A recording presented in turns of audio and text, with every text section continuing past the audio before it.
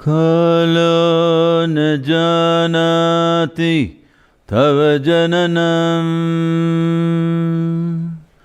Kalo न जानति तव समापनम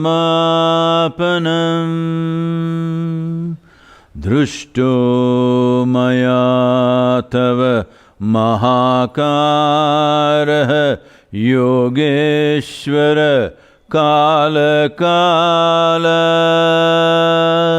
योगेश्वर काल काल.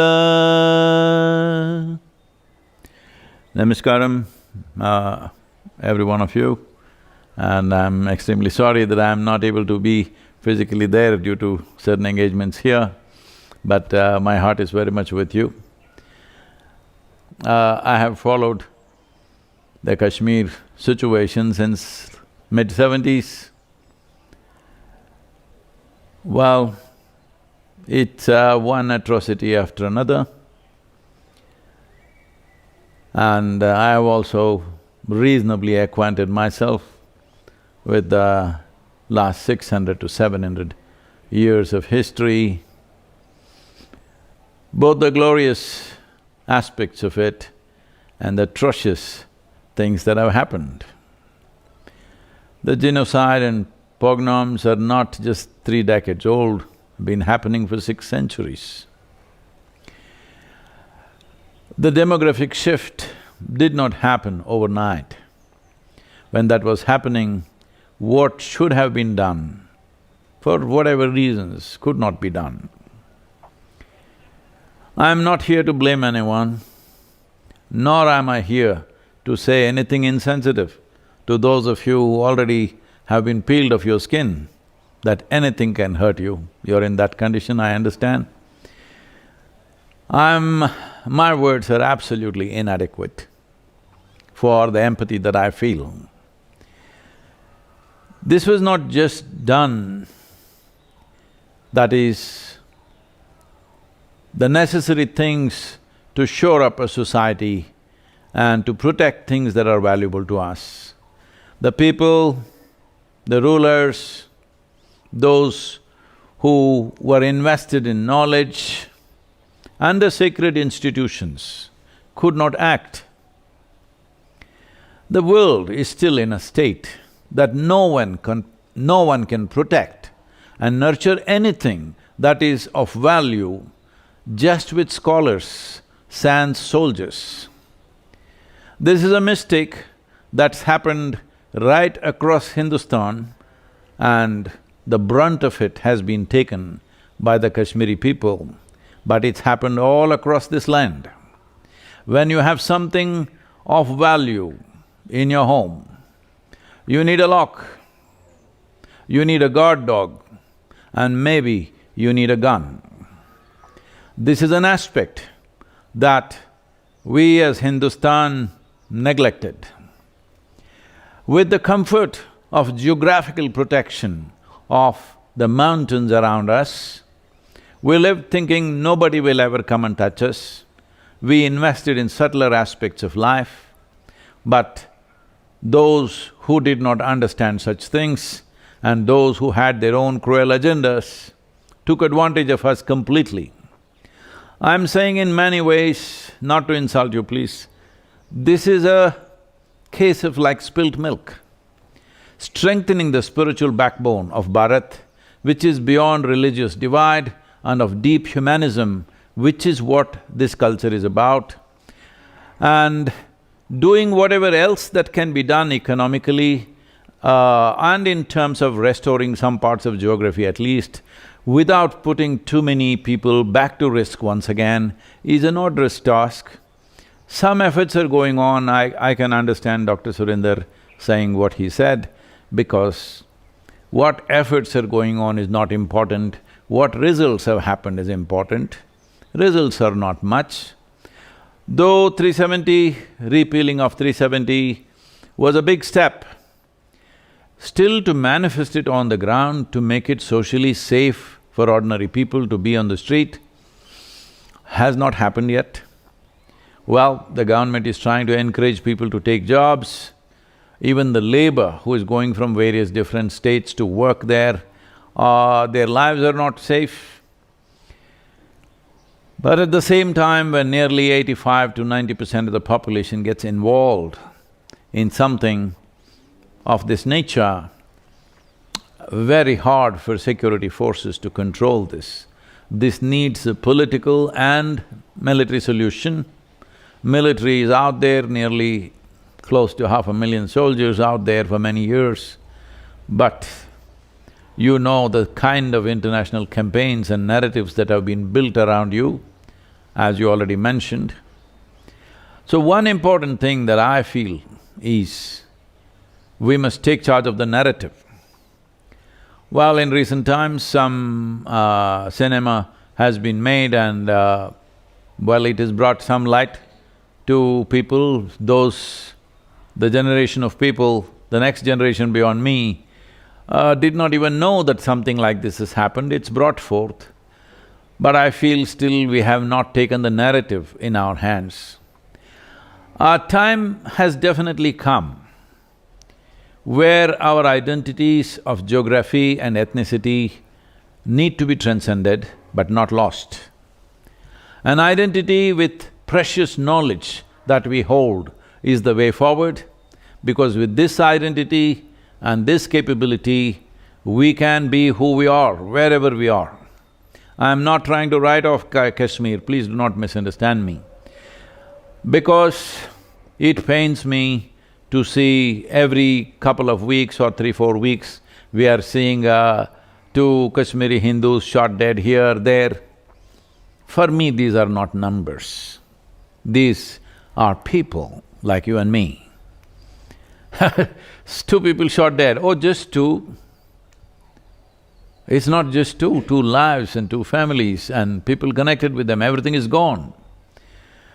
So one thing, this may look very meager to many of you, but I am thinking of long-term well-being of your community. We need to capture the narrative. Many more things have to be done. I think capturing the narrative, how to do it, if you are willing, I'm willing to spend a day with you, with a close group of people, how can we capture the narrative? I'm saying all across country, you can demand with the central government as a tragedy that has unfolded in Kashmir, the injustice that has been done to the people, at least to acknowledge that. There must be in every city, at least every major city across the country, there must be a street named after Kashmir, a circle or a square named after Kashmir, or there must be a Kashyapa mountain or a peak. I know these are poor substitutes, but if we want the glorious and atrocious nature of Kashmiri history to be remembered, celebrated by all in Bharat, we need to create symbols. Because going back and taking that land straight away, let us be practical about this, because recently I was with someone from your community who holds a very eminent person, who holds a significant position. He was telling me, Sadhguru, once I retire, I'm going back to Srinagar. I said, please don't do that. Because especially someone of your stature, you should not do that, it'll be somebody's pleasure to do something terrible. So we must understand that the essence of all this is, there is religious bigotry, and bigotry is written into the scriptures, and if we do not bring that narrative everywhere, if we do not say that it is this narrative that needs to change, just changing one situation, trying to fix one situation is not going to work, because we must understand from Azerbaijan to right up to Cambodia, there was Hindustan. Now it shrunk to this size. And now Kashmir is a problem where they're trying to shrink it further. So this shrinkage didn't happen overnight, the demographic change did not happen overnight, the shift in demographics is the technology. Because There are people who are committed for 100, 200, 500 years. They don't mind if their intentions are fulfilled after 500 years. They are willing to work for it. That commitment creates many cruel situations, but generally, our communities are committed to bringing well-being to people who are living here, not sending them to heaven. So having said that, but if we want this, can everything be corrected? No. Can we bring back the lives, precious lives we have lost? Not at all. But even to get back the geographical entity is very, very difficult. This making Kashmir into a union territory, I think it's a positive step. Fortunately, even the Supreme Court has validated that as a law. And many historical blunders we have done. This is the important thing we need to understand. At a given time, what needs to be done, if we don't do it and we try to do it tomorrow, it will be late for us. Mistakes that have been done, we cannot fix the past. But how do we ensure there is a future? We cannot go on being soaked in the pain and suffering of our parents, but to establish a secure and a culturally rich and identity, enjoying the identity of who we are, the future of our children, this is very important. Because I am not saying you can forget this, I am not saying some philosophy, don't worry, tomorrow will be okay. I am not saying those things. All I am saying is, I am not a very good I'm not good at consoling people, but I've been thinking of solutions, I've spoken to various aspects of the government regarding this. But every solution that you think of, it is being beaten down by somebody because they have the narrative in the world. I think shifting the narrative is very important. I know I already mentioned one movie was made, but an hour and a half, two, whatever the length of the movie in a theater is one thing, that's fine. But I feel you need like 10 minutes, 15 minutes, 20 minutes, like ad films, taking the sufferings of individual families and highlighting it and melt people's hearts across the world. This is very important. We have come to a place in technology and reach where we don't need a theater to spread the message. Just about in everybody's phone, everybody's computer, it can be there. I think focusing on shifting the narrative is very important if we want any solutions. I understand you mentioned a timeline, all of us who have seen this suffering, who are witnesses to this, in another 20, 25 years we may not be there. I deeply feel for this, but changing the narrative and making Kashmir visible all over the country, at least in India. Everybody who lives in India must know that this has happened to our people. Without this, if it doesn't live in the minds and hearts of people, well, so many things have happened. Absolutely terrible things have happened in this country. It's all gone. It's simply gone, as if it did not happen. The millions who died of famines which were engineered, the millions who were slaughtered, millions who were poisoned, so many things have happened, and thousands of temples which were demolished, all this forgotten, all right? Because somebody has stolen the narrative. This is a time where we must get the narrative back to truth, we must get the narrative back to some sense of historical justice. We clearly understand we cannot get back everything, we cannot build back everything, we cannot be carrying grudge against people for what their forefathers did, but the narrative must be captured. Without the narrative, we will be a rootless and prideless community, which we must change. So about Kashmiris going back to their land, I know that's the dream. But every few weeks, I'm seeing 2 dead, 5 dead. We don't want to see that. How to ensure this? Well, it is between military and politics, it needs to happen. Efforts are being made, but even if one person dies, We feel the effort is not enough.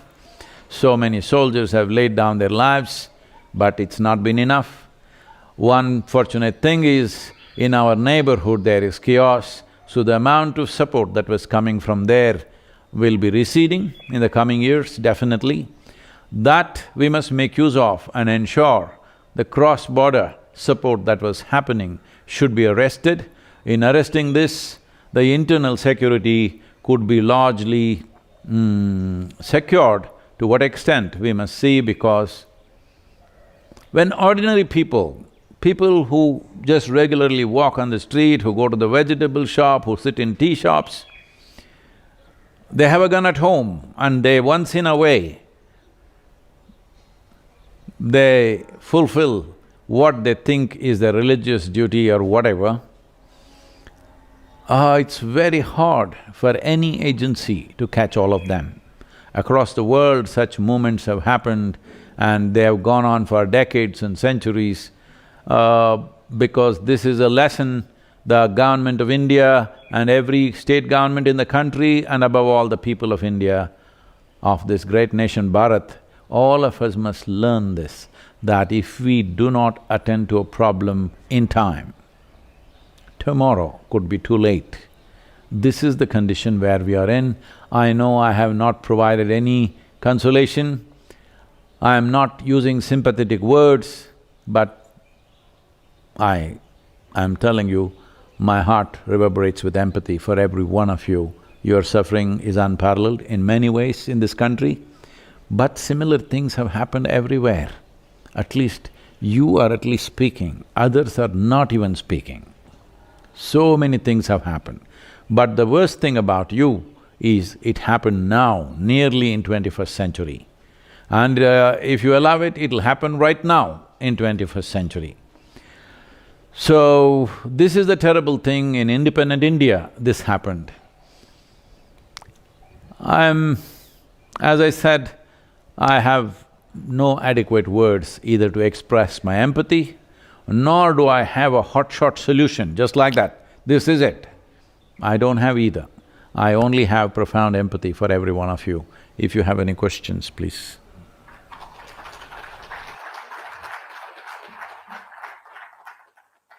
Sadhguru, that was awesome. As you said, we need to create symbols. We need to capture narratives. We cannot fix the past, but we can ensure future. And you also said that you are going to be available for us to guide us through all this. And we feel blessed to hear it from you. We don't need sympathy, Sadhguru. We need empathy. We need addressal. We are beyond sympathy now. We are doing well, but there are so many of us who are still living in camps, not doing too well, out there on streets, fighting for their right to live. Sadhguru, thank you so much for being here with us and enlightening us with your wisdom. If I can say one word, ma'am? Questions from the audience. If I can say one thing, I am very conscious about the situation in the camps. I hope Rahul Pandita is there among you, and I have read his writings and stuff. I have spoken to many people, but nothing has happened. But I'm saying, the camp situation, well, the nature of governments, you know how it is. Even if they have the intentions, they have a machinery which rolls extremely slow, not at a pace that will matter for human well-being. Generally, it rolls too slow. So having said that, I feel you can definitely, as many of you are entrenched in corporate world, you can recognize a corporation, because this camp doesn't take too much. If somebody invests a few crores per year, it could be revived and made into a more decent and human habitation could happen in a better way, and also employment and stuff can be created. If you identify a corporation, I can also speak to some people as a part of their CSR or something, they can take up this camp and revive this. That would be a quicker solution than constantly waiting for the governments to do it. That's exactly what we are asking for. We're not asking for sympathy. We want people to be with us. Priyatosh ji has a question for you, Sadhguru. Pranam Sadhguru ji. The question I have is related to what everybody knows about, which is we are a rootless community now. Though we've shown resilience over these years, we are doing well, most of us are doing well, but there is a deep-seated despair which continues. Sadhguru, can you please suggest the way forward and how to overcome this trauma? As I said earlier, that our identity, because this is happening everywhere, even if there are no atrocities of this kind, in spite of that, it is happening to all communities around the world. Our identities of geography is being transcended, and our identities need to shift to our culture, our spirituality and the knowledge base that we hold. If we do this, one of the things that we can do is all the Kashmiri Hindu youth can get involved in this. If you want the first one, I will provide you the base and the entire infrastructure that is needed for you. If you want to come and do, let's say, a one-day Kashmir day in the south, we will provide you everything that you need, present your literature, present your art, music, everything, and let people come to know, and also the stories, but let the stories be of the beauty and the power of Kashmiri culture, not just of the terrible things that have happened. That also need to be said, but it's important that people vibe with you for who you are, not for just what happened, what was done by somebody else to you. What you have done with yourself, which is of significance, it's the land of Kashyap. Kashyapa is one of the 7 sages. As you know, we celebrate Adiyogi and the 7 sages, and we are doing a process, and some research is going on to identify the footprint of 7 sages across the world, in North Africa, in South America, in Central Asia, Southeast Asia, and of course in India. We are making efforts towards that, and if you bring the knowledge, the culture, if you cannot bring all of them as one big festival, if you bring literature, we'll provide you a base in southern India. If you bring music, we'll provide you a base, or if you come as one cultural fest, it's fine. But I'm sure similar things can be done all over the country to start with, and also around the world it can be done. But it's very important that this happens in India, that you present yourself so that the youth will not live in despair. The youth will have something to do, and this will also be a very important part of shifting the narrative.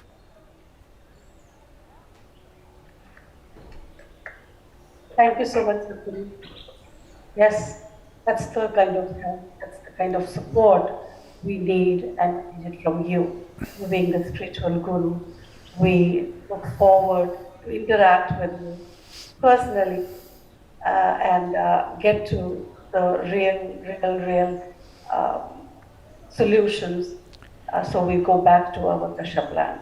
Thank you so much, Sadhguru. As a part of this, as I said, in a time-bound way, if you approach this both in terms of providing a platform in major cities in southern India, we can easily gather 5 to 10,000 people minimum for you, so that Kashmir and the message of Kashmir and the glorious nature of Kashmir, and above all, the spiritual knowledge that was held and invested in the people of Kashmir, because the future of this world, what I say right now may not make sense to a lot of people because of the suffering and the kind of power that they are exhibiting right now.